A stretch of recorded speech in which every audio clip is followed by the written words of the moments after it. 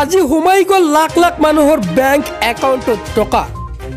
হয় আজি হৈছে 10 তাৰিখ আজিৰ দিনটোত লাখ লাখ একাউণ্টত সোমাই পৰিছে কেইবাটাও আঁচনিৰ টকা কোন আঁচনিৰ টকা সোমাইছে মই বিস্তাৰে জনাইছো হে ভিডিওটো শ্বেয়াৰ কৰি দিয়ক আৰু চেনেলটো যদি সাবস্ক্ৰাইব কৰা নাই সাবস্ক্ৰাইব কৰি ৰাখি দিয়ক হয় আজি হৈছে 10 তাৰিখ হৈছে পেঞ্চন আৰু অৰুণোদয়ৰ দিন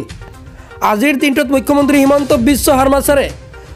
এটা বুটাম টিপি সোমাই দিছে লাখ লাখ মানুহৰ বেংক একাউণ্টত টকা 500ৰ পৰা আৰম্ভ কৰি 10,000 টকালৈকে লাভ কৰিছে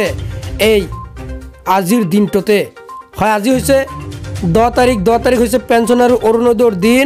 লগতে অৰুণোদয় 3.0 আঁচনিৰ টকা কেতিয়া লাভ কৰিব তাৰো ভাল খবৰ আহি পৰিছে হয় আজিৰ দিনটোতে অৰুণোদয় 3.0 আঁচনিৰ টকা লাভ নকৰে তাৰ উপৰিও বহুকেইটা আঁচনিৰ টকা লাভ কৰিব কি লাভ কৰিব জানো আহক নম্বৰ 1 অৰুণোদয় আঁচনিৰ টকা সোমাব নম্বৰ 2 অৰুণোদয় 2.0 আঁচনিৰ টকা সোমাব নম্বৰ 3 দীনদয়াল দিব্যাংগন সাহায্য আঁচনিৰ টকা সোমাব নম্বৰ 4 বৃদ্ধ পেঞ্চন আঁচনিৰ টকা সোমাব নম্বৰ 5 দীনদয়াল দিব্যাংগ সাহায্য আঁচনিৰ টকা সোমাই পৰিব এই কয়টা আঁচনিৰ টকা সোমাব লগতে অৰুণোদয় 3.0 আঁচনিৰ বাবে যিসকলে আবেদন কৰিছে